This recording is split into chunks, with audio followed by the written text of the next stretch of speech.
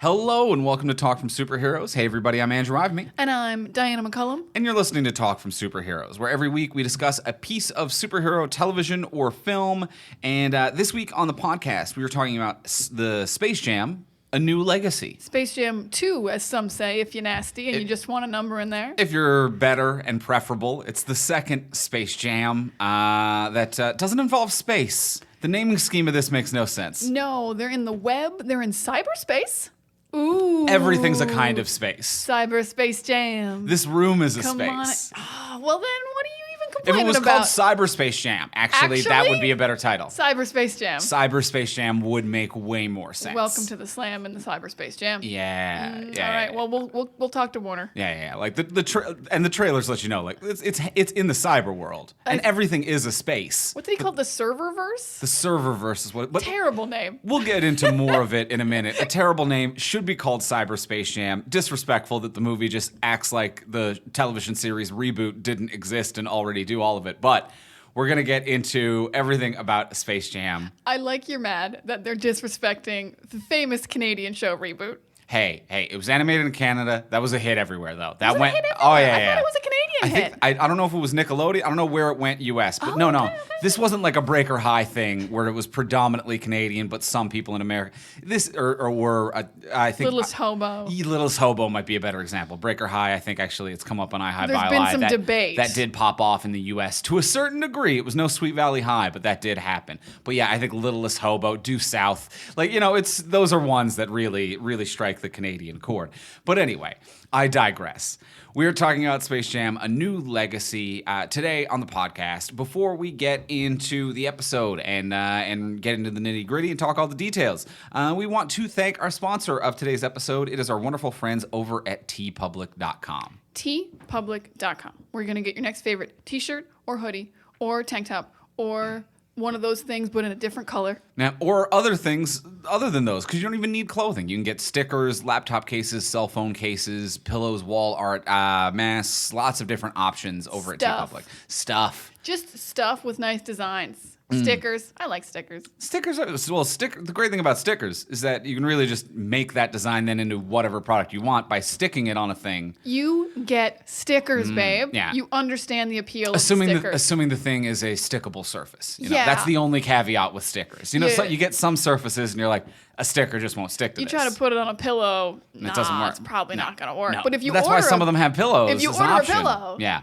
So, and all of the designs on tpublic.com are cool designs that are submitted by independent artists who are getting paid commission for their work. And not only are you then supporting an independent artist, but you're getting a cool design that isn't your cookie cutter thing. It isn't generic. It isn't something you find at a big box store. It's something that's kind of cool and unique and special. And one that I am liking this week on kind of a basketball tip is there is a Spider-Man t-shirt simply called Spider-Man t-shirt. And Love it. It's very straightforward, but it is the silhouette of Spider-Man with red and blue on either side. It is the style of the NBA logo. It is in the style of the Jerry West NBA logo, but it is Spider-Man inside the little rectangle doing a swing between colors, looking really cool. I like it. It's slick. It's a fun NBA Spider-Man mashup shirt. It's fun because it's NBA, but it's Spider-Man's colors. It's a good time. It all works. It all works. My shirt is an Aquaman shirt, which will come up for reasons later. It's called the Little Sea King, and it's Aquaman in the Little Mermaid pose on the rock. Because he's part of this world. He's cute. He's cute. He's cute. part of this world. He's having a good time. Little cutie. It's a fun little mashup. Little cutie right there. Well, they own Marvel and Disney. So Little cutie. Little cutie. No, they don't. Disney owns. Disney owns. Oh, wait, you're WB. You're WB. You were mixing it up. I'm mixing He's it still a up. little cutie, though. He's still cute. He's still a little cutie. Well, then this Shirt's a little cutie. This shirt is like alive, but it's fun. Shirt is like, Shh, don't tell anybody. like get it and wear it, but like, Keep it on the down low. be cool about it. Yeah. Just be cool about it. I think you're cool. Yeah. So check out either of the designs that we just mentioned or any of the ones we previously mentioned on the podcast by heading over to our storefront, which is at tpublic.fromsuperheroes.com. And when you shop through that storefront, not only do you support the independent artist who designed whatever you purchase, so you send them a commission, but you also directly support this podcast as well. So all you got to do, and that even includes when you shop around the full TeePublic store and pick up anything as long as you head over using the link teepublic.fromsuperheroes.com. That is teepublic.fromsuperheroes.com. And thank you, TeePublic, for your support. Thank you so much, TeePublic. And let's get right into it this week. Let's dive in and talk about Space Jam: A New Legacy. Cyberspace Jam.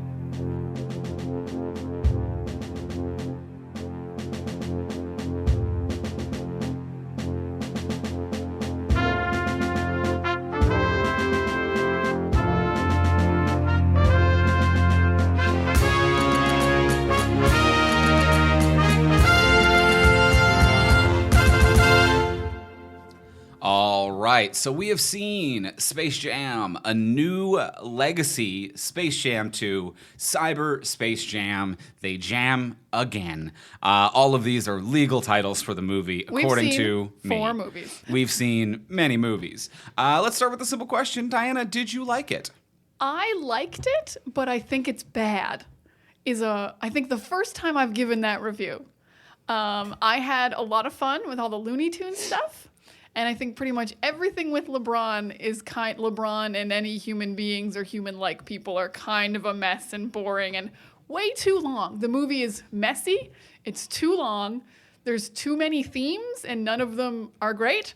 So there's all of that. There's a lot of really in-depth basketball jokes that are going everyone's head. There's some weird IPs going on, but I sincerely think most of the stuff that's just animated Looney Tunes stuff is quite funny. So that really drove me through this movie that I was like, the Looney Tunes are crushing it. Thank God they are here. As soon as he gets to Looney Tune Land, the movie gets so much better. So yeah, it's a but not good for Diana, which I think is fair. Is that fair? You tell me, Andrew. Did you like it? I mean, it's fair. You can like but bad anything that you want. And I do. You do. Constantly. I don't often come out the gate with a like and bad. I'm like, I grew up on this and I like it and it's bad. Okay. I don't think I've had an adult like and bad interesting. before. Interesting. But you? How about you?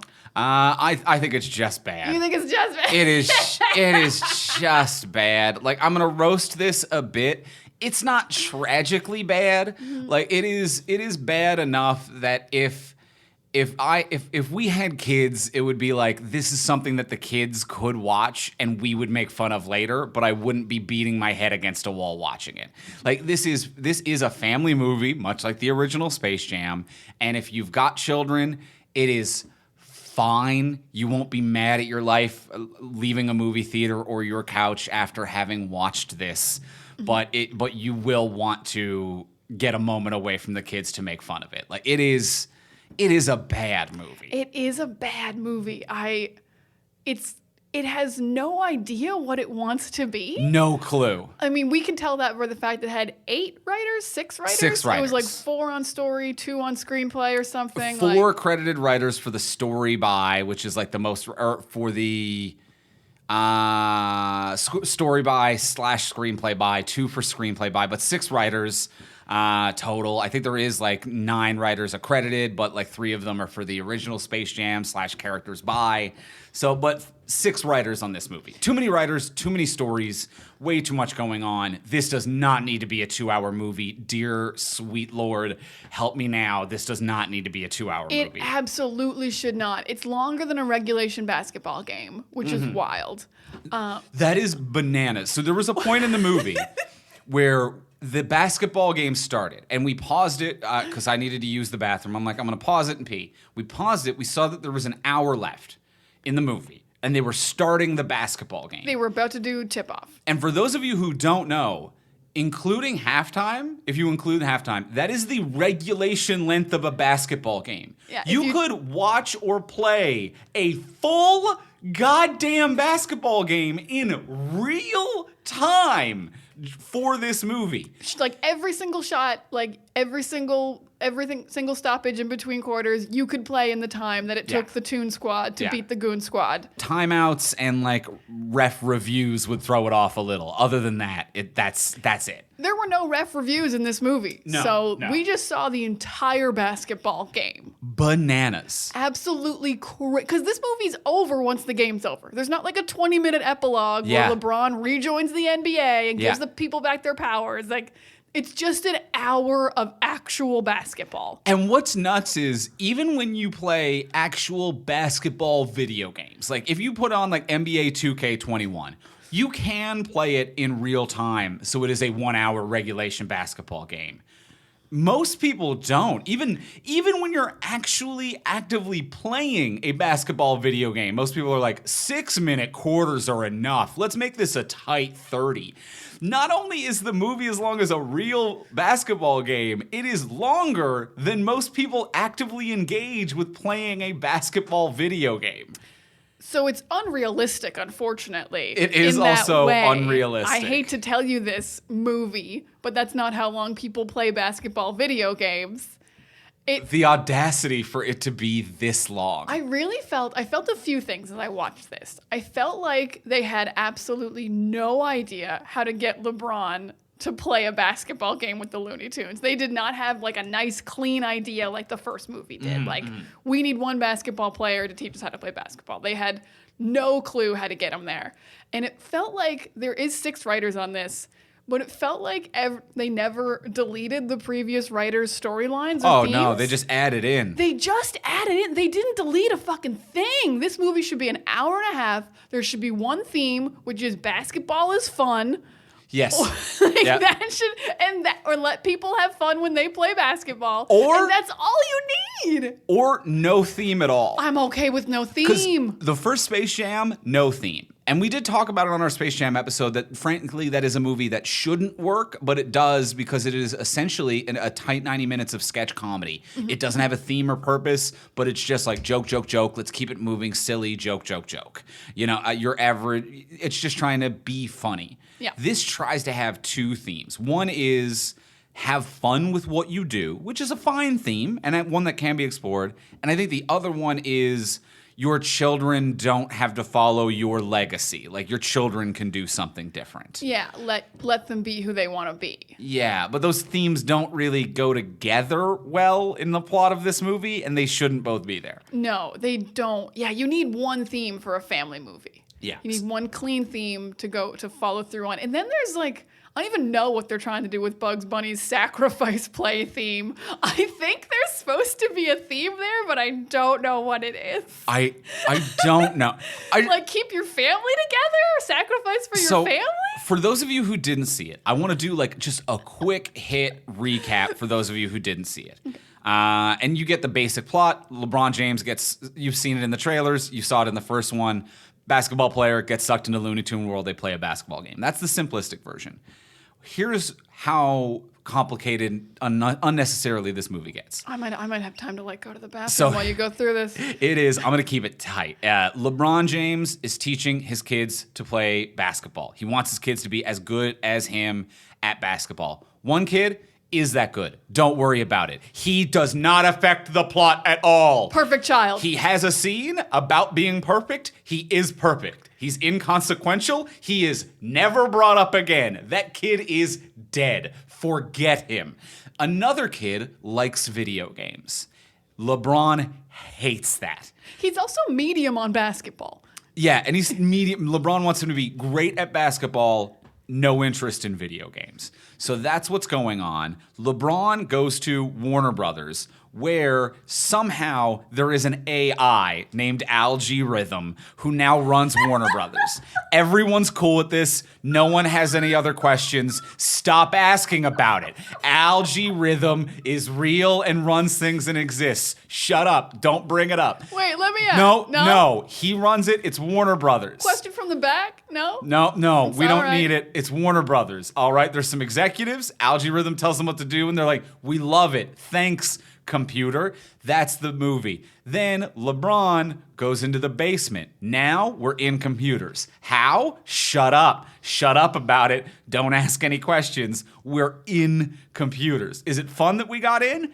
No way. Nope. In no way is it fun that we got into computers. We slogged into computers. And now their kidnapper, Algae Rhythm, has kidnapped two people, LeBron and his son, who have a slight conflict in their life about whether or not video games are fun, and fun is okay to have. They have that slight conflict.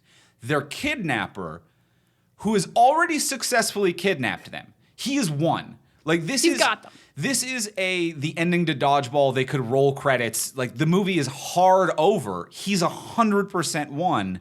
The villain negotiates himself down and is like, now that I've won, but what if you two played a basketball game against one another, and if the kid wins, I own all of you forever and suck humanity into the computer and I'm the greatest, ? And if LeBron wins, forget about it. Why he makes this deal with himself, with no one, for no reason, who knows? Why the kid goes along with it, who knows? Basketball game inside the computer. That's the movie. I would add, he gets sent to Looney Tune World for no particular reason. Bugs Bunny's the only one there. Yeah. They go to every single IP that Warner Brothers owns, fails to get anyone other than Looney Tunes Yes, to join the correct. team. This is a huge chunk of the movie. Walk me through it. Take us there. No, I mean, I think that wraps it up pretty fast. They go to Harry Potter World. They go to DC World. They go to Casablanca World. Can't get anyone but Looney Tunes. Desperate for anyone but Looney Tunes. Can't get them. They want King Kong. They want other people. They can't get them. They get to the Space Jam to actually play. Everyone in the world is sucked into the computer that had a phone and was watching the game. Oh yeah, So that's all the their other lives, B plot. All their lives are also on the line now. The lives of humanity are on the line at this point. Halfway through the movie, they introduce the B plot that LeBron's son accidentally invented a technology that can scan all human beings into computers. Oops, all humanity. And it actually destroys their physical self. It doesn't just create a Yes, digital self. Because first it just recreates NBA players, and that's where the Goon Squad is. It's Damian Lillard and Klay Thompson and some other players. They are just been scanned earlier, but everyone else watching gets pulled into their phones with no changes to their phones being made. Just a thing phones can do. It just happens. There's no magic. It's just technology. Like, it's just what's wild. And anyway, they play the Goon Squad. It's a video game version of basketball where the points don't matter. It's like It's NBA Jam. It's Whose Line Is It Anyway if it was basketball. You can do Okay. whatever you want and the points don't matter. All right, better. All right, I'm with you now. At first, I was like, I don't know if that. Okay, no, that tracks. That's All really right. good. You gotta really know, good. You gotta know the I love and the respect through that. line of I Whose love and Line Is It respect Anyway. that. Thank you so much. And then they play and they cheat, and then the other team plays better, and then they have fun, and then they win. But Yeah. Bugs Bunny glitches out and is a sacrifice play and might get deleted from history, but then he's fine. Oh boy. I did have time to go to the bathroom. I think I could have. I think you could have, but think I you coulda got a- tagged in I at coulda one got a point, though. snack. You tagged in at one Well, point. I mean, though. like we share the burden on this podcast. What a absurd movie that tries way too much. Let's recap the first Space Jam. And you do. Monstars show up, challenge Looney Tunes to a game. They get Michael Jordan to help them, and they win the game. Yeah. That's the first Space Jam. Monstars steal NBA players' powers, and they don't get Michael Jordan because Michael Jordan is playing baseball at the time. And then they play the basketball game, and they win. That's the That's it. first movie That's entirely. it. That is it. That's every beat That's you need all to know. you need, too. Yeah. This movie is so insanely complicated. How do you not edit it out? How do you just keep adding more script? Like, when has more script ever solved anything? Right. Why do they want movies to be so long these days? I don't understand why. There is no reason. There is no. I need to find people and like shake them because this movie should not be 2 hours. It absolutely should not be 2 hours. The length of a regulation basketball game. It's how long they play in it. real there's- time. And then it just is, there's no time all of a sudden. This really bothered me about the basketball Mm-hmm. game. It was like the end of the third, the Tunes were up now by like 3 points or whatever. Sure. And then within like 15 seconds, there was 10 seconds left in the fourth quarter. Yeah. But they were playing 12-minute quarters. I was like, I don't know. when did we play any basketball? The score hasn't changed. That means somehow the first 3 quarters of basketball were longer than 3 regulation quarters of basketball. All right, let's. Now that we've kind of summarized, You get it. we did a bit of a goof of a summary. let's kind of rewind, go back to the beginning here. So the movie starts, we get like a flashback of LeBron James being told that he shouldn't play video games. So he's to establish you should hate video games and focus on basketball. Specifically Bugs Bunny video games, it seems. Yes. Yeah. So he wanted to enjoy a video, but then he threw a valuable Game Boy in the trash, which is just obscene. Give it to a friend. Just give it. And also, I don't think it was even his. A friend gave it to him. A friend gave it to him because his friend just got a Game Boy Color. Ah, He said, I just got missed that. Okay. He said, it was very mumbled. He said, All I right. just got a color. This one's for you.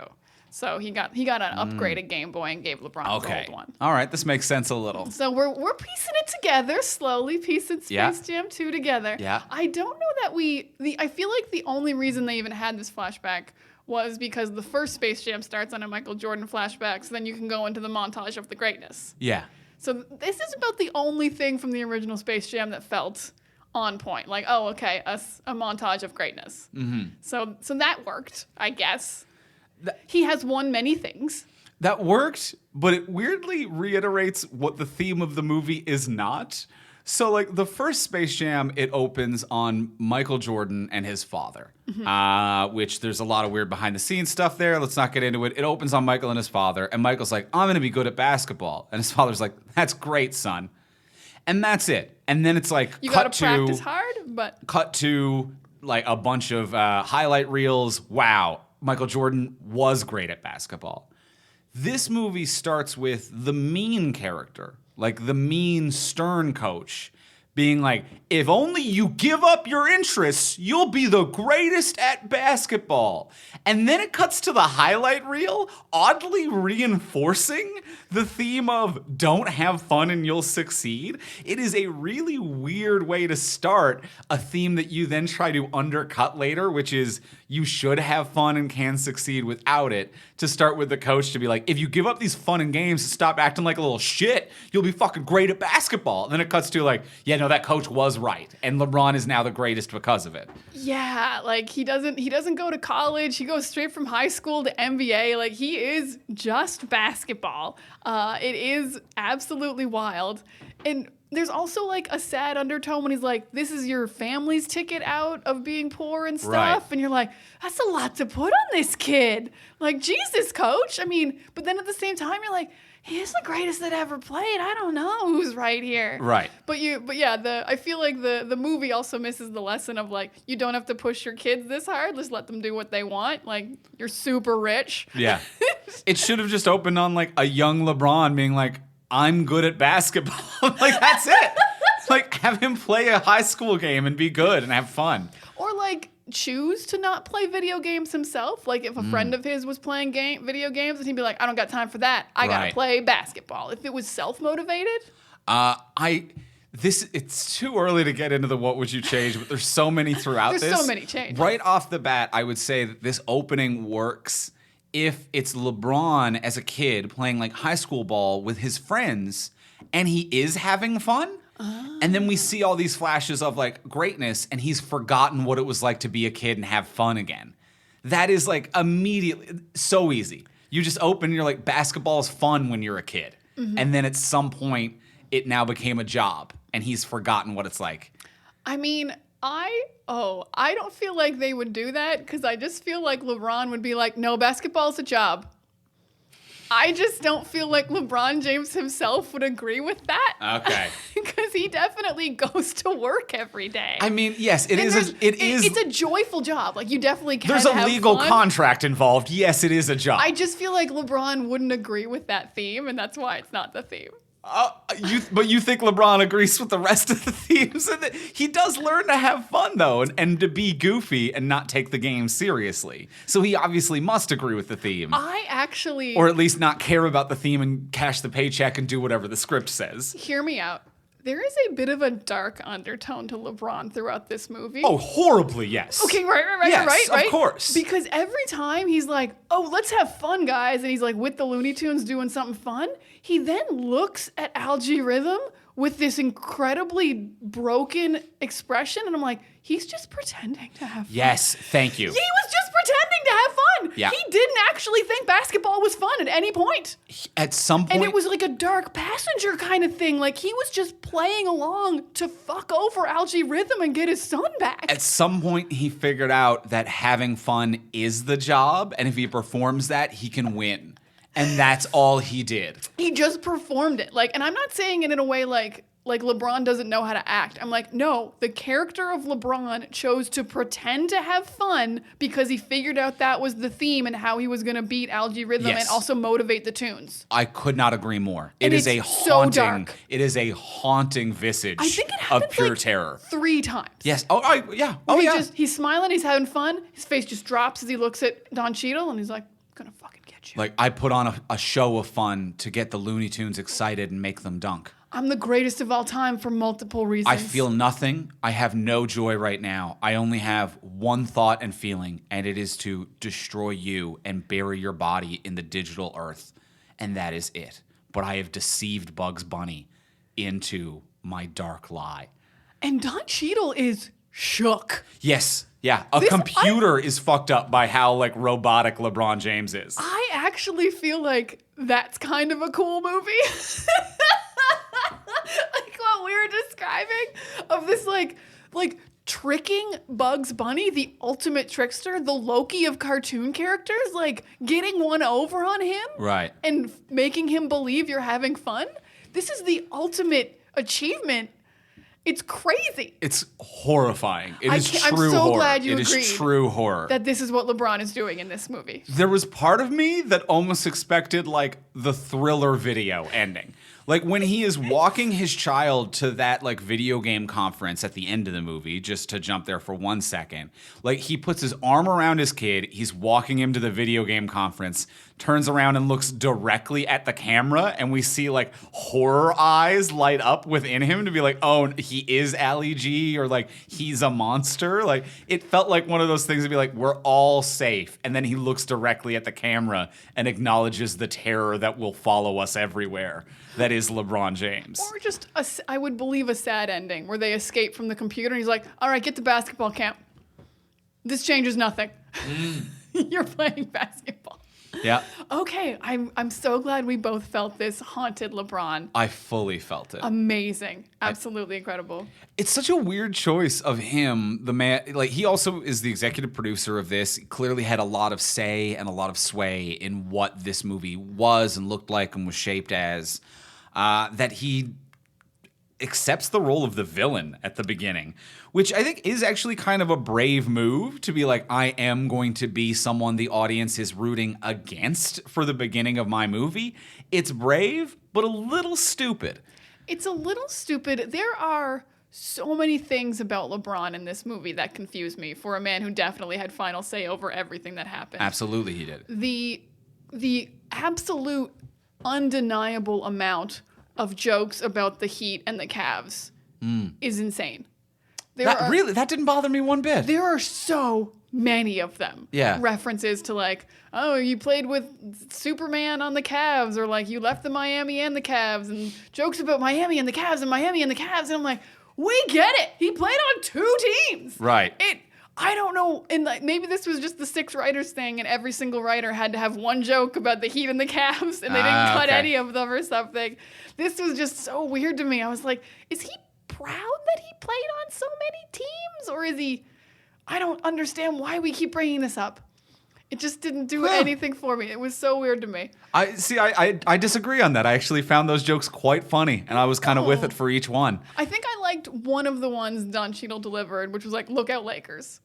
Right. That one was funny. Yeah. I'll give them that one. Yeah. He left. I think I also like Bugs's, like when he was when LeBron was like, let's get Superman, Batman, King Kong, Trinity, and Bugs was like, oh, you need a super team like Miami. Like I thought that was. Oh, I don't think I knew who played on Miami enough to think that was funny. Like, was that like a stacked team? Dwayne Wade, Chris Bosh, like it was. Oh, they're good. Yeah, that was 2 arguably, I'm admitting arguably to NBA fans, that is, some people say like the beginning of the super team era. There are a lot of other people who point out that factually there are a lot of other super teams beforehand that just weren't referred to as super teams, and it's just kind of this popular mythos, and the first time people started using the phrase super team.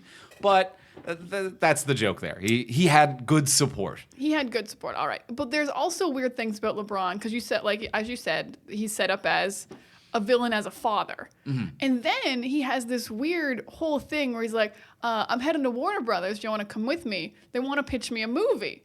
And then they pitch him on a movie, and they're like, you don't even have to do anything. We're just going to copy you into movies. And he turns to them and he says, I don't have time to be in a movie. And he just leaves the meeting. And I'm like, what a psychopath. What did you think this meeting was for that you could have possibly agreed to if you don't have time to be in a movie? And you don't even have time to be copied into a movie. I don't remember him saying I don't have time. I remember him being like, this is a dumb idea. No, he said, I don't have time. I have to focus on basketball. Because I wrote it down because it was athletes acting never goes well, he says. That's a direct line. Yeah. But not said like it's a joke. Right. And he's like, I have to focus on basketball. I can't act. But also not said like a joke, like a meta joke that's happening. Just like his reasoning for not wanting to do this. Right, He does then go on to say it's dumb. But his first reasoning is he doesn't have time. Interesting. And that, to me, I was like, I don't know why you were here ever. That is, again, the behavior of a Dexter-like serial killer with a dark passenger just who came to waste everyone's time. Yeah. Yeah. It is haunting, his behavior that continues throughout this movie. But I will say one thing from that scene that I do enjoy. A couple things from that moment that I do enjoy, and I think I would have liked this movie to lean into a little bit more, is I kind of enjoyed some of the meta narrative and feel like it didn't go far enough. So LeBron going into a meeting at Warner Brothers where they're like, we're just going to copy and digitize you since you don't have time. And this is a movie where he is not physically in it as much as Michael Jordan was in Space Jam. He is a cartoon for half of it. Yeah, so that meta narrative of like, listen, we know that you don't even have time to do the thing that Michael Jordan did, so we're just going to copy you and draw you and that it'll be fine. Like, we're going to pad the time. Don't worry about it. I think he didn't deliver it well. And I don't think it was like directed well. It didn't sell, but I kind of liked that meta narrative. I like that meta narrative a lot. Like that to me is like their version of Michael didn't get his powers taken because of baseball. Like right. It was there. LeBron doesn't have time to act, so he's a cartoon for half of this movie. But they don't lean into it very hard at all. Like they don't draw attention to it other than the very quick, soft-spoken line of athletes can't act. Yeah. But like that's not the same as not having time and having a digital version of yourself, but then he's also digitized within the movie. Yeah, he's pulled into cyberspace and digitized. There's a lot happening, and like maybe, and with a better writer, like it's interesting and it's a great idea. But it's not here. And the other thing that I kind of, when they first arrived, I thought was going to be a continuation of the meta narrative. So this meta narrative of like, I'm LeBron, I don't have time to act, I don't have time to be in a movie. You want to digitize me so that it is easy to make me a star in a movie that I can't actually be in. And then we go ahead and do that. I'm like, okay, that's a clever idea, not necessarily executed well, but a clever idea. Then when they get to Toon World, so he gets sucked into the Matrix by Don Cheadle. We'll go back to that in a minute because I got some fucking things to say about that. But he gets sucked in, then he gets shot down to Toon World. Now he's in Toon World, and the only person left in Toon World is Bugs Bunny. It's an abandoned wasteland. Everyone has given up on Toon World. And since we were just doing this whole meta narrative about what the plot of the movie actually is, I thought that they were going to do the Muppets type thing, like an acknowledgement to be like, no one's lived in Toon World for a while. We haven't had a movie. We haven't been around since the last one. And it was just going to be Bugs hanging on, refusing to give up, to be like, we could make it. No one comes here anymore. Like the last time anyone was here was another basketball star. Like that idea of, we haven't been using this IP a lot lately. I thought that that's what they were going to do, but instead he was like, they all had a ship that dropped them in other IP, and why that was a plot of Algae Rhythm, I don't know. Because then LeBron can just get them. Like there was no there was no thing for him, Algae Rhythm, to win by doing this. There was no goals here. Like, getting them was fun. I did like the montage of getting them from other intellectual property. Getting them was fun, but it made me feel like Bugs was a villain, because even though this was in some way, I guess, part of Algae Rhythm's plan by setting them all off, they were all following their dreams and having a good time. Like, Lola really wanted to be an Amazon. Daffy really wanted to be Super Duck. Like, they were all, like, thriving. Yeah. It seemed. And then they just show up and they're like, let's go back to the old way. And, like, none of them get what they want at the end. No. Because they weren't, like, tricked into leaving. They're all like, we're having a great time in these other IPs. They did seem to have a good time, yeah. And Bugs had to, like, trick LeBron into getting them out of there as well. Like, yeah. It was so, like, and, like, Bugs Bunny's always kind of a dick, but this was, like, oddly selfish for Bugs Bunny. I see what you're saying there, too. Because his motives could have been very pure, like, LeBron needs our help to save his kid. Yeah. But those were not his motives. His No. motives were, I'm lonely and I want things to go back to the way they were. Yeah, without acknowledging that he hasn't had a hit in a while. Yeah. Like, without having the meta-narrative for him for some reason. Yeah, that he's, like, washed up. Yeah, because the Jason Segel Muppet movie from, like, the early 2000s was one about, like, it was about the Muppets being like, we haven't had a hit movie in a while. And it was a let's get the gang back together story. And that's a lovely, fun story. And I really would have liked it if this movie was the, like, let's get the gang back together. Yeah, but it wasn't. But you're absolutely right. Let's go into a positive. The gathering of the team is way more fun than I thought it was, because Agreed. a lot of these scenes leaked online and people made fun of them really bad. But just back to back, they're all pretty fucking fun. I think they're all bangers. I think it's all incredibly charming. They're all really good. A couple of these they really nailed. Like, I really like Super Duck because there were, like, Daffy Duck, Super Duck cartoons in, like, the 70s and 80s. So I'm like, of course he's Super Duck. This is wonderful. I love that he's in DC. This makes so much sense. I don't know how I feel about Mad Max Fury Road being in a children's movie, even though I know it's only the fun, like, That was one of action my scenes. favorites. But, like, that's a movie about sexual assault survivors running away from their assaulter. Like, don't put that in a kid's movie. I don't care what part of the movie it is. I see what you're saying, like, and it goes to the, like, people online making fun of, and reasonably so that, like, the people in the crowd, like, there's the Clockwork Orange people where it's like, okay, they're full on rapists, like, that's not cool. So there's shit like that. Yeah, Mad Max is a troubling property, but it is one Great movie. Oh my God. Yeah, I have no problem with a the troubling movie. property to have in a kids movie. Yes. But it is just a racing scene done innocently, and those were the right characters to have in that scene and in that universe. So I think it actually worked. And the whole thing, I think, was very visually impressive. Like, that Mad Max scene, like, just the way that they had, like, the color palette and the characters there, and, like, LeBron changing costume for a moment or two. I'm like, this looks really fucking crisp. I adored it when LeBron wasn't a cartoon for a few of these. Yeah. I don't know why. It really made the scenes feel more important, even though he'd only be there for a second.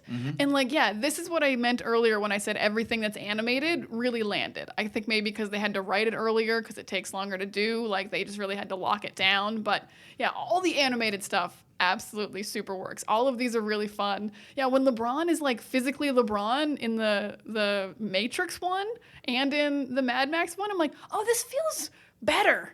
I Yeah. don't like you as a cartoon at all. Yeah. I wish you were a human man through all of this. And just him in, like, a fun cosplay. That alone is goofy charming, to be like, you are the highest paid basketball player. Like, you are the most well-known baskbasketball player in the world, and right now you're wearing a dumb Matrix cosplay. Yeah, like, you've got, like, got a mohawk on in the Mad Max one, Yeah. in these, like, pleated jackets. Yeah, that's funny. That's good stuff. Anyone can just draw LeBron James. But getting LeBron James into a funny outfit, Yeah. that's work. And drawing, and it was also fun to see kind of reverse original Space Jam of the, like, one real character in a digital world when they're going around to the IP, seeing the reverse, seeing one animated character in a real world setting pulled from previous movies, you know, seeing the grandma in the Matrix. And it was actually just like, you imposed this really, really well. Yeah, Speedy Gonzalez doing bullet time is very funny. I did not know Warner Brothers owned Austin Powers. I didn't know that was an Austin Powers one. Did not see that coming because I didn't know they owned them. I will say I can be okay with the clips because the clips kind of live on their own. Mm-hmm. Kids don't need to see the movies to understand them. Really crazy weird choices for the crowd though. Like, Yeah. I know that they were like, look at everything we own, but this is what's wild to me is that at one point they just very briefly go to Harry Potter Land. Right. And that is the most kid-friendly IP. Yeah. And you don't need Harry Potter people. You got like the robes and the scarves and stuff. No one in the crowd is from Harry Potter. You could have filled the whole front row with Harry Potter people. Instead, they were like, we got Clockwork Orange guys, we got Pennywise the Clown, we got White Walkers from Game of Thrones. Kids, please do not watch Game of Thrones. Right. Not for you. Like, the children don't know anyone in the front row of this game. No, none. Let's talk about the crowd. It's- Can I talk about the crowd for a minute? Hit me with your crowd thoughts. These are my thoughts on the crowd. I fucking hate this crowd so much. It is Excellent. miserable. Absolutely, it is joyless. Mm-hmm. Because some moments, I think the moments of them visiting IP to collect the Looney Tunes characters actually had joy. And that was, we own this thing and we're cashing in on nostalgia and things you're familiar with. And it is, like emotional manipulation to a certain degree to be like, look at this other thing you like. We own that. Isn't that fun? And when you think about it for a second, it's really just kind of boring corporate conglomerate bullshit, but it is actually fun. It does unlock the joy in my heart. It's fun a little bit when they make it relate to the character in some way. Like Casablanca is played again Sam, so it's Yosemite Sam. So you're like, at least that had that little tiny bit of connection. Whereas the crowd has no joy, and it feels very Ready Player One. It feels very. I feel bad. I can't remember the name of the comedian. The comedian online who does the like fake rap songs over credits of movies and does ones. He did one for like Ready Player One, and it's just like remember this. Transformers, remember GoBot, and it's just saying remember this over and over again. That's what this crowd feels like. Just joyless pandering and reminding you of things. And it's weird because previous in this movie, when they visit the different IPs and stuff, we're using actual clips, actual licensed characters. And everyone in the crowd are cosplayers? Yeah. Clearly cosplayers of specific characters. Like Yeah. that is Danny DeVito's Penguin played by someone else. Who isn't... and some You of them... own the footage of Danny DeVito as Penguin. And some of them you get away with. Like Pennywise the Clown. Of course, I'm that's like, easy. okay, that's someone else in the suit, but you're still Pennywise the Clown. The Mask. The Mask. I'm like, the mask covers up enough. I think you're legally not Jim Carrey or Jim Carrey's likeness, but you look enough like the Mask. The White Walkers for one, but like the Agent Smith cosplayers, where I'm like, you are just all you don't even look that much like Hugo Weaving. He did it. You are just dudes in a suit. Like you're not even that. You're not that good. You might just be a bodyguard. Yeah. Like, you're just a dude in a suit. I mean, all the Batman 66 people, I'm like, you're not Julie Newmar or Eartha Kitt or any of the other Catwomen. You're not Michelle Pfeiffer Catwoman. There's two different Catwomen here, and you're not either of those actresses. I can tell. And the suits aren't even like, we pulled the suits out of the vaults. No, they're slightly better than like Halloween Store, but they're still not movie. Like, it felt like they sent out an email and were like, hey, cosplayers, do you want to be in Space Jam? Right. And honestly, and like, bring your own, I would have liked that more bring if that your were own costume. You're going to be in Space Jam. And the other things, a couple other things about the crowd, just real quick, that drives me crazy, is I could see them, it was really badly done digitally. Like, this is a train. It's so embarrassing that the visiting different IP to rescue the Looney Tunes looked so incredible. Like, I think that was literally award-winning animation. It was brilliant, it was different, and I loved every single frame of it. And then they ran out of time and budget and money, and it shouldn't have because this movie was delayed due to COVID, so they should have had a lot of time to fix it up. I can see the animation loops on the people in the audience. Like a bad video game. Like I'm going to say a PlayStation 2 era video game where it will be like an Agent Smith going like, yeah, pumping his fist in the air. Nothing is happening. Like LeBron is talking to the bench. It's the wrong reaction. And there were a couple points where like I see it jump and start the GIF loop, like a poorly looped GIF. And there were a few like White Walkers and other characters who weren't green screened properly, like they weren't cut out properly. So there were a couple times where the White Walkers were like right next to Don Cheadle, and the White Walkers would turn and their nose or half of their arm would just disappear because the green screen, they weren't clipped out properly, and then they would like clip over one another, which maybe you could do that on purpose as a meta-narrative joke of like, that's what crowds in a video game looks like, or this is all digital and that's a glitch. But it wasn't that. It was clearly like they ran out of time and budget. The White Walkers, if they turned to the side, we didn't cut them out properly. Their nose does disappear, and if they raise their arm over one another, the arm does go away. Okay. So just like little shit like that where I'm like, this is fucking embarrassing. This looks really bad. This is wild to me because I didn't notice any of that, and I just thought those people were there.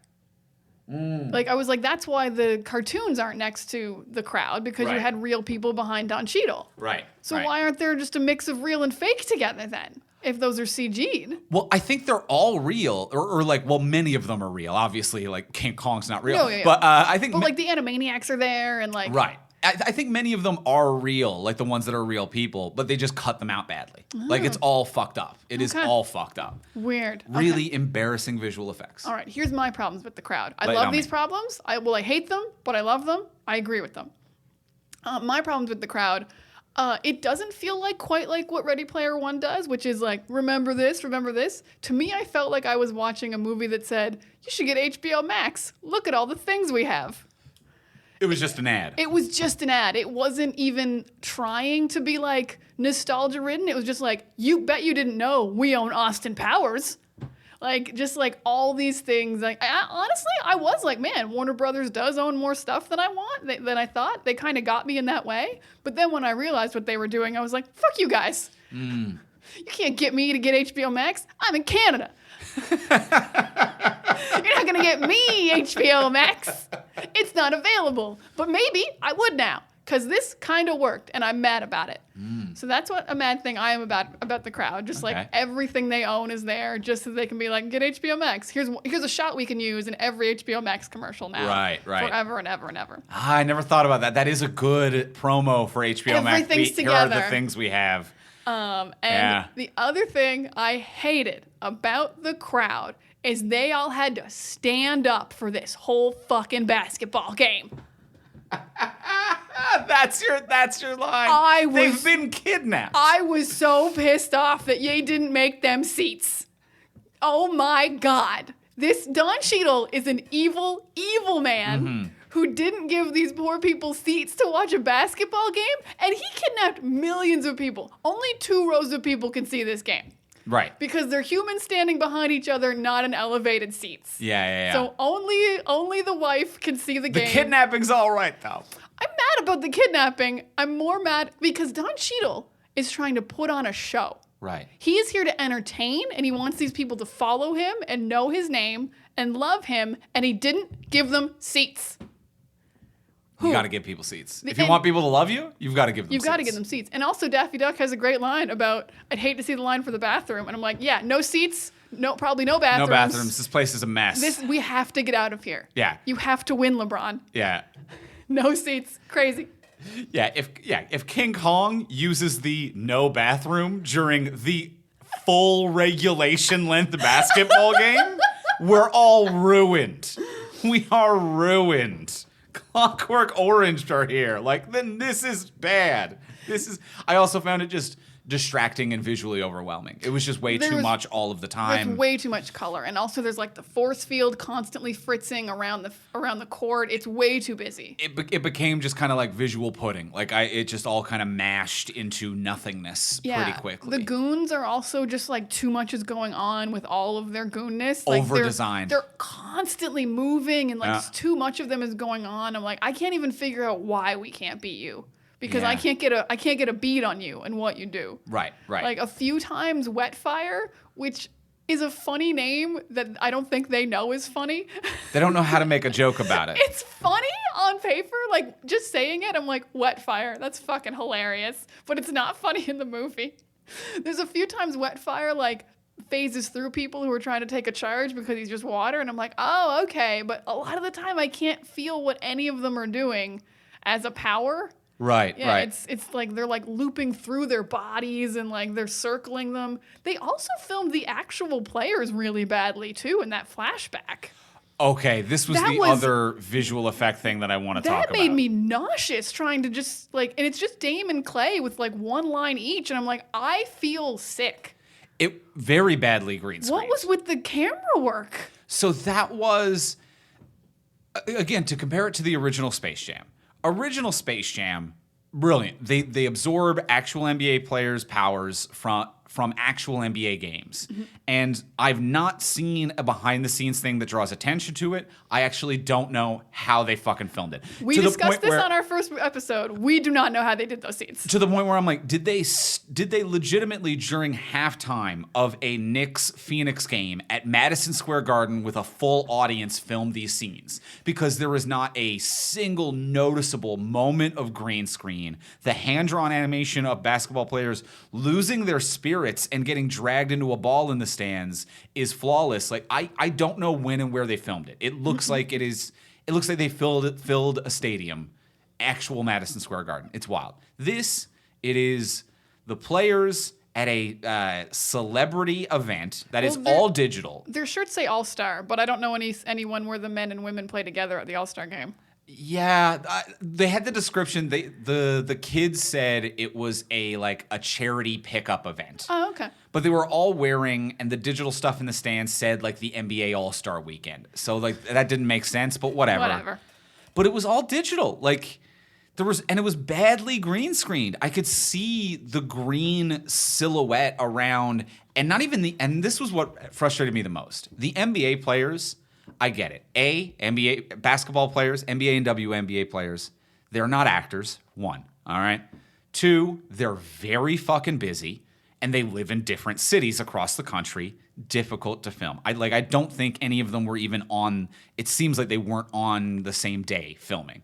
Like, Dame is talking to Clay, and it's like they aren't looking at one another's eyes. Clay might have been available. He was hurt during filming. Oh, maybe. So he probably has some time. He might have had a bit of time. Everyone else was not injured at the time. But the kid, the actor who plays Dom, it cuts to him, and he's in a digital space, poorly green screened. I'm like, clearly you had this fucking kid any day you wanted. It's the kid who's the star of Space Jam. He's a full-time actor. He's not an NBA player. How did you run out of time with the fucking kid? The not famous kid. It's a kid. The kid who wants to be in Space Jam, who's like, yeah, I'll fly to wherever you need. Yeah. I'm in Space Jam. Film this kid until it fucking looks good. Why does it look like this? Yeah, it almost felt like, because for a minute I was like, oh, is this like a digital recreation that Don Cheadle's doing? But then but then you're like, no, this is just like his memory of going back and seeing these people and talking to them. But the camera's looping in these weird ways, and it never stops moving, and it won't focus on a single player. Like, I know basketball really well, and even I was like, was that Clay? I can't even tell who is on screen right now. Yeah. Was 80 even here? Yeah. It was so bad. And like, when I think of the joy of the first one, of like watching each player like have a couple fun lines. Muggsy Bogues in therapy. Patrick Ewing getting beamed in the head with a ball. Like, Charles Barkley getting rejected by like a teenage girl on a street court. Yeah, and this one is just AD's got a big eyebrow. Wow. Crazy joke. No one's ever made that one. And Dame Time, which is fun, but it's not anything about their personalities. It's not a joke about basketball or about them becoming goons. Like there's nothing here. Yeah, it's very one-dimensional. Yeah. It is like, hey, Klay Thompson is one of the Splash Bros. What if he was water? That's why you didn't know. Wet? Yeah. Oh my God. Yeah. I knew that, and I'm still like, That's why he was wet. You have to say he's a Splash Bro. But even I put that... Because he hasn't played for like 3 years. I Yeah, forgot he was a I Splash guess, I Brother. guess. He's been injured for years. Yeah, but that's why he was wet, because he splashes into the the net. I don't know. He just... On fire is a general player thing when he's often on fire, I guess.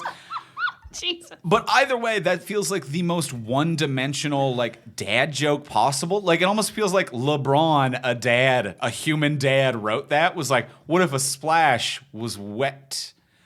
And that's it. That's the entire Dame Time. What if it was like time? You know, like time? And that's it? What if White Mamba was like the snake? Diana's just that snake. Okay, and like, there's no second level to any of the jokes. What if AD, who's got a unibrow, was called the Brow? Okay, what? Was LeBron in the writers' room? It feels like it sometimes. It feels like that scene in Community where Pierce has hired like the improv community troupe, college improv troupe, and he makes them take all his jokes. Yeah. So yeah, I'm picturing LeBron in the writers' room being like, no, write that down. No, don't write it down and highlight it and make it bigger, and we're done. Well, wet fire. We Dame Time. Did that. The Brow.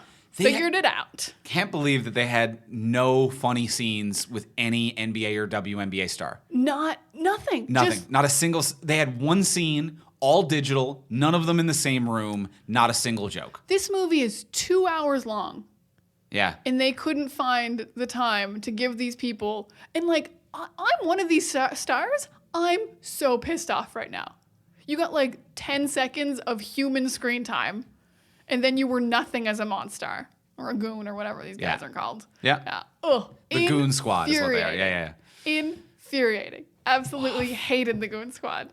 Now, one of the biggest, I think, failures of this movie, like why this movie isn't as charming as the first one, and I don't know how they kind of messed this up, is that other than the Looney Tunes themselves, this movie does not have any other like recurring character. Like, it is LeBron and the Looney Tunes. It doesn't have a comedic relief.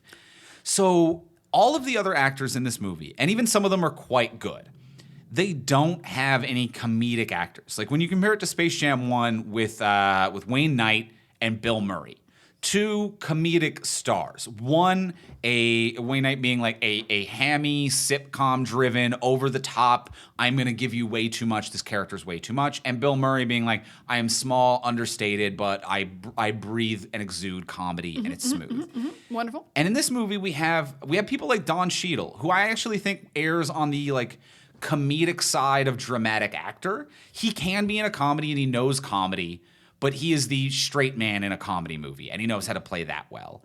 And then we have Sonequa Martin Green, who's his wife, who is a dramatic actor playing it dramatic. And we've got all of these dramatic actors and no comedian. Like, he even makes a joke at Kevin Hart's expense in this movie. He's buddies with Kevin Hart. The fact that Kevin Hart isn't in this movie, and Kevin Hart has his problems, but has energy and like a pep that would have made this movie. If Kevin Hart played the Wayne Knight type in this movie might land. You need a super energetic pest to be like, what is going on? What is happening right now? Someone tell me. We're playing a game. Let's do it. And there's no one. There is absolutely no one. The closest, and this is what's wild, Sarah Silverman and Stephen Yeun are in it for one scene. I literally breathed a sigh of relief. The rest of the movie. When it cut to Sarah, because at that point at the beginning of the movie, I was like, oh my God, no one's a comedian. This is going to be tough. And it cuts to Sarah Silverman, and I actually, under my breath, went, Oh, thank God. Thank God. They've hired a comedian for this comedy movie. And Sarah Silverman nailed that, knew that character in and out right away. Like within seconds was like, I'm the sleazy executive. I know how to play this. I'm gonna do it. And then even in the boardroom scene, when she's like, you're gonna love this, and LeBron's like, I hate it. She's like, thank you. That's exactly what I said you were gonna say. We hate it too. The double talking, I'm a piece of shit executive. I'm like, she is gonna be brilliant throughout this movie. We never see her again. Never again. Never again. I will admit right now, this is actually one of my changes. Okay. For my what would you change? But we'll get to that later. Yeah. Well, there's lots that we could change about this one. It's interesting. Yeah, you need a comedic actor in this movie. I really wish Sarah Silverman was around more. And even Stephen Yeun in that scene doesn't get to do anything. He's very funny. He doesn't, and they would have been a good pairing because Stephen Yeun is another character who I think plays comedy really well, but he's on the comedic side of drama, where like he could play the straight person to Sarah Silverman really well. Like that actually I think would be a strong comedic pairing. And like Lil Ray Howerton comes up later and he's a comedian, but he is just with Ernie at the broadcast booth delivering like 4 pre-written kind of jokey lines, but you don't get to like improv or play or have fun in any way. No, I will say though, as I've mentioned, I think the Looney Tunes are very funny throughout this. Like I think all the animated jokes are really, really good. Like we were both dying at, I may live in a hole in the ground, but we still get TNT. And then holding a stick of dynamite. And TNT, for those who don't know, broadcasts all the NBA games. Like, that is a great joke. That is a purest Bugs Bunny basketball joke you can make. Yeah. So good. The Michael B. Jordan joke. The Michael B. Jordan joke was quite funny. That is so cuttable, but also absolutely you could not cut that. Yeah. That is so funny. And even like little things in that scene, like after Michael B. Jordan is walking out on Daffy Duck's like board, it says, not Michael, trade Sylvester. Yeah. He's mad at Sylvester now. Yeah. Like there's these little jokes with the Looney Tunes that are so good. And then everything with the humans is so boring. Yeah, it just does not work one bit. It's like flat and it doesn't land. I even kind of liked Notorious P.I.G. I'm not going to lie. I could tell that was for you. It wasn't for me, but I get that. I'm not going to hate on it, but it wasn't for me. Because you actually are a Notorious B.I.G. fan, I believe. I mean, that's not really why. Oh, I just okay. never really enjoy joke rap. It's just not a thing that I ever enjoyed. I mean, Solid Burns in there. Yeah. Yeah, so I liked everything that LeBron was pretending to enjoy. I sincerely enjoyed, while he was dark and scary. A dark passenger from LeBron. Very, very dark. Haunting stuff going on here.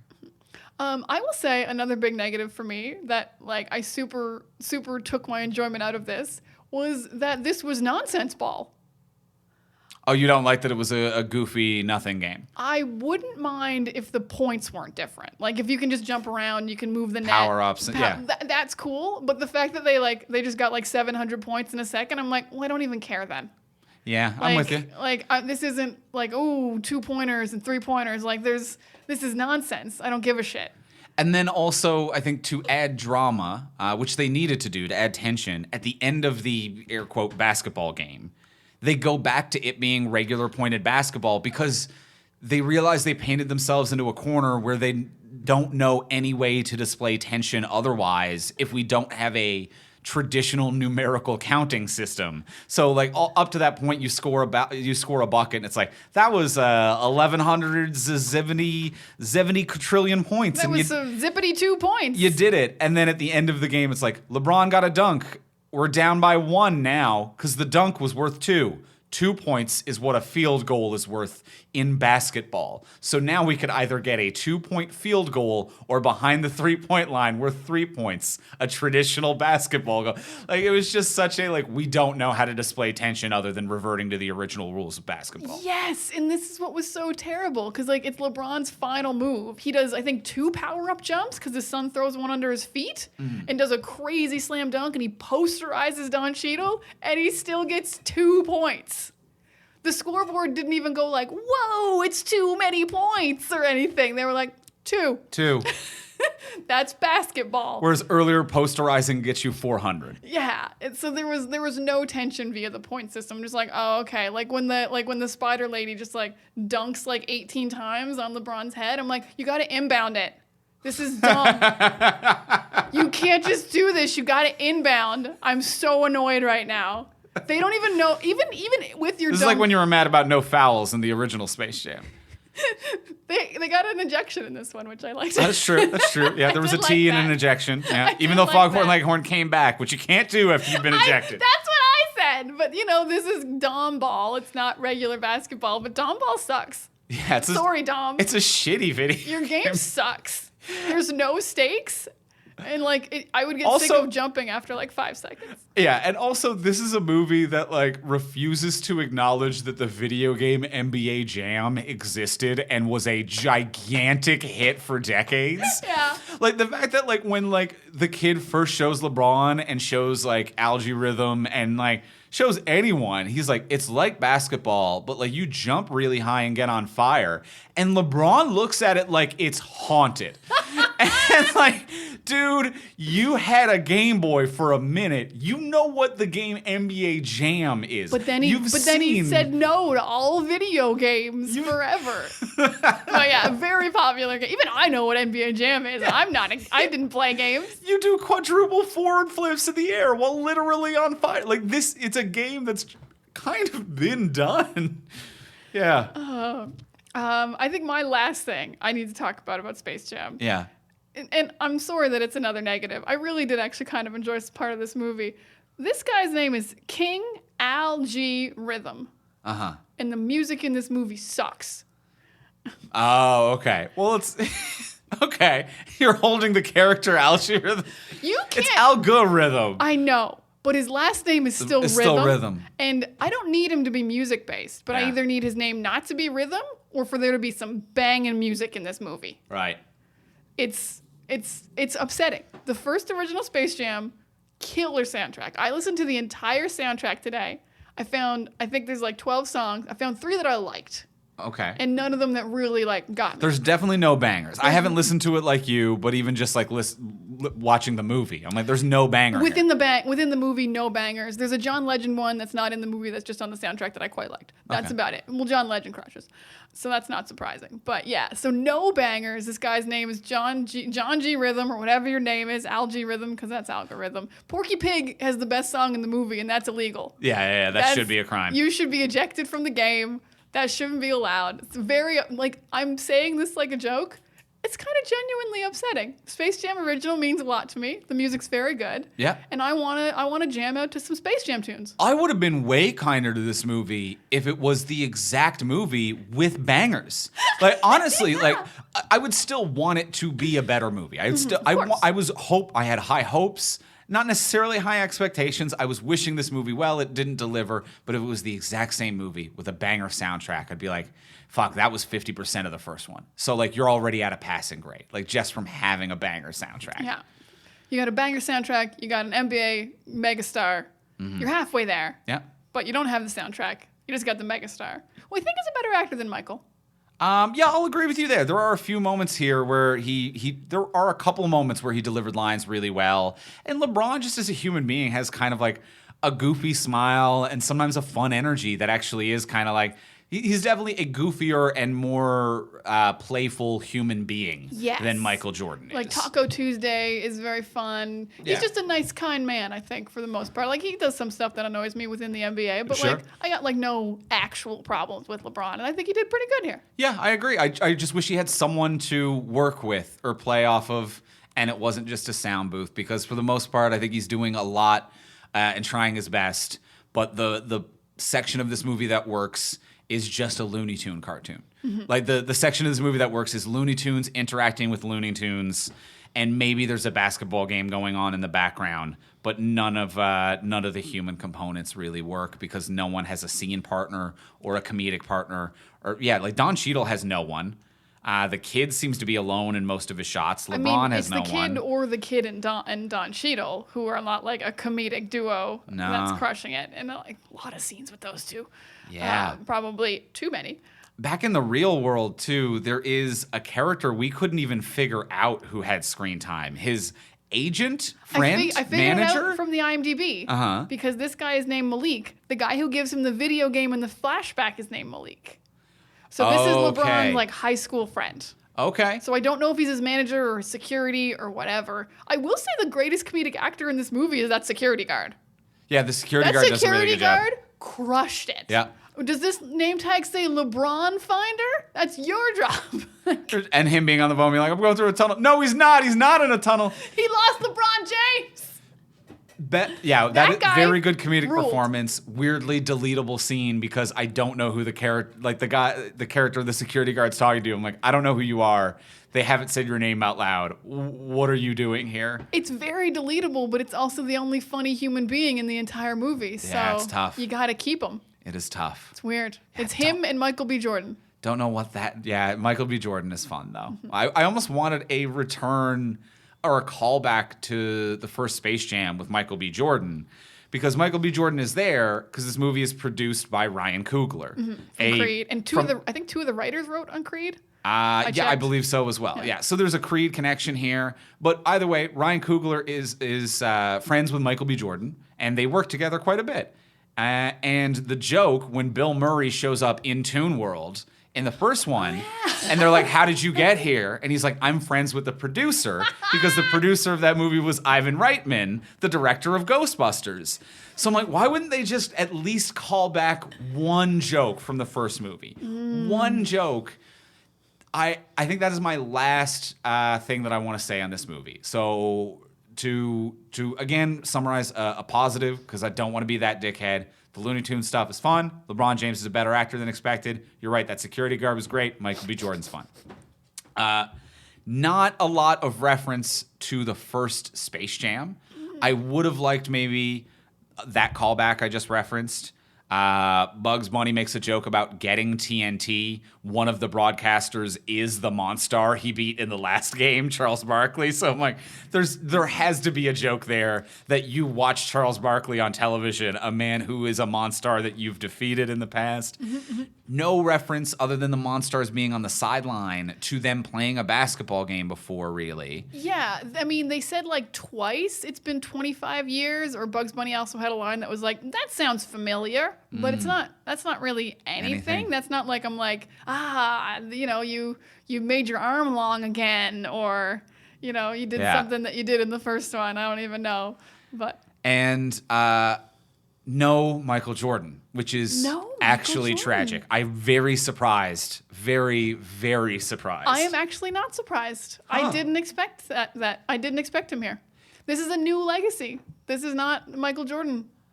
I guess, but I just really thought that they would like squash it to be like, I don't think that they're actually like enemies. I think they're frenemies. They know each other. I think that there is definitely a little bit of contention over like who is the greatest of all time between the two of them, whether it's unspoken or softly spoken. But also everyone was filmed in separates, and I figured the studio would have backed a dump truck of money up to Michael to be like, come in on a green screen. LeBron's not even going to be there. You hand a bottle of Michael's secret stuff to Bugs and be like, hey, just do it like last time, and walk out. And that's it. You have a scene with Bugs. You don't even have to be digitally imposed with LeBron. I get what you're saying, but I just feel like LeBron had final say, and I think LeBron wanted this to be his Space Jam movie. All right. He did not want to share it with Michael. He barely shared it with the other NBA and WNBA stars. Like, they only got a little second of screen time each. Like, this was a lot of LeBron. Yeah. And I just don't think he wanted anyone else there. I don't think he wanted it to be a co-Space Jam production. You want a cameo, though. I don't know. I just feel like LeBron, he's rich. He's got a lot of power. He's got a lot of money. But I feel like Warner Brothers would still be like, we are literally going to give you both a $20 million bonus just to shut up and say yes to this. LeBron don't need $20 million. He wants his own Space Jam movie that is his personally. All right. And he can't say that it was a success because of Michael Jordan if it like blows up. That would be my thinking. And maybe even my thinking if it was me, not just LeBron James's thinking. That's fucked up. I'd be like, we gotta get the man back here. You're a better person than me. I'm like, this is Diana's Space Jam. We don't need Michael. I think it also We do need Bugs Bunny. If I were to need if I were to bugs. argue from your perspective, in that scenario, if I'm kind of like being a little selfish and trying to like think of what their argument would be, I would be more likely to say no as Michael than to say no as LeBron. Because I think if your thing is like, this is mine now, you get out of here, this is mine. I think it looks more like yours if the previous guy comes and does a passing of the baton. That does make it look more like we've squashed it, this is the dude. I was the dude, this is the dude.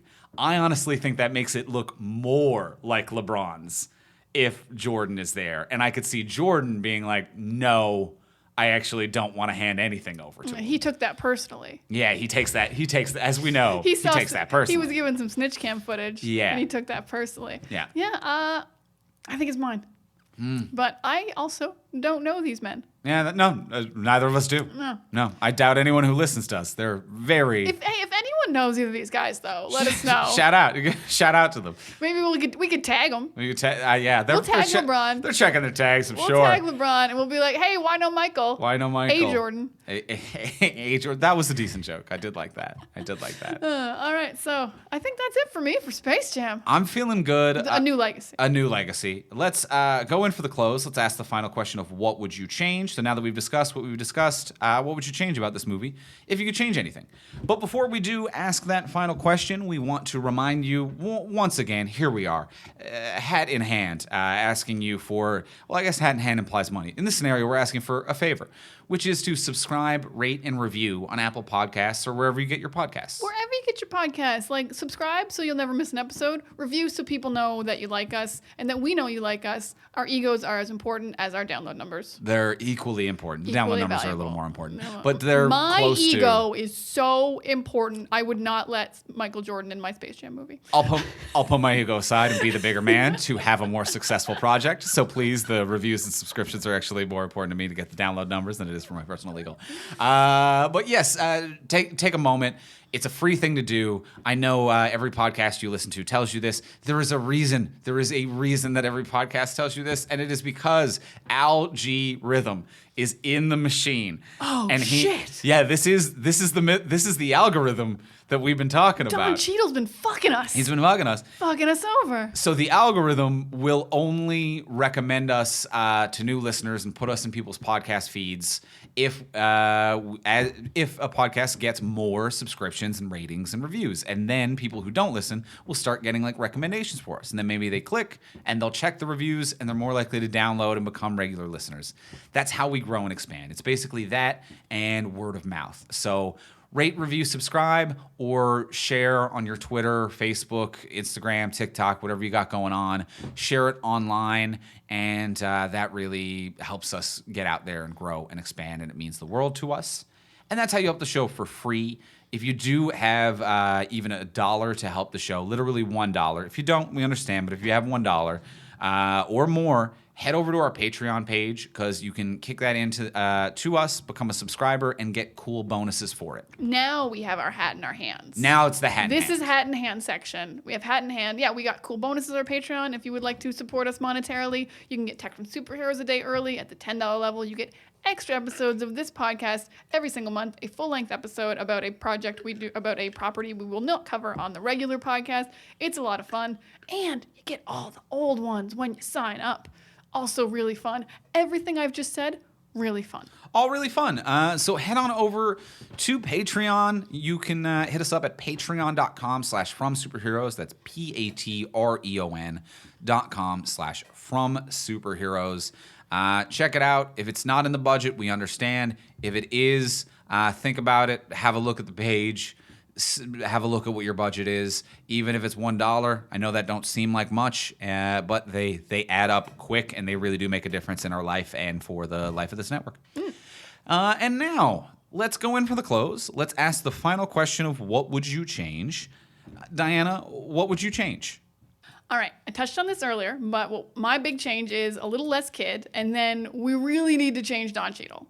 What is so easy about this is that Don Cheadle can do comedy, but he can't do it alone. Mm-hmm. He's not that good a comedian. But he is either alone or acting with a child who's also not a comedian in this movie. He has like one scene with LeBron, who's also not a comedian. So all you have to do is change his little robot sidekick to a human who can do comedy. Oh, yes. His little robot sidekick cannot talk. So it's just Don Cheadle on a green screen alone trying to do comedy to nothing. If that was a talking, like a computer but looks like a human, if that was Kevin Hart. This little robot is Kevin Hart now. Now we have a comedic actor throughout the entire movie. He's in every scene. He's in every Don Cheadle scene. He's pepping it up. He's keeping it light. He's keeping the energy going. It would make this movie 75% more watchable. I'm floored how good that is. So that is my big change. John Cheadle needs a comedic sidekick. He's going to have a lot of fun. We're going to have a lot more fun. But even then, he's going to have fewer scenes because I don't think this kid needs to be around as much. There's a lot of scenes with Don Cheadle and the kid. Just play some basketball. So that's my big change. Andrew, what would you change? My big change would be that we need to streamline this story, first of all. There's a few too many things going on. I would make it's not a basketball video game.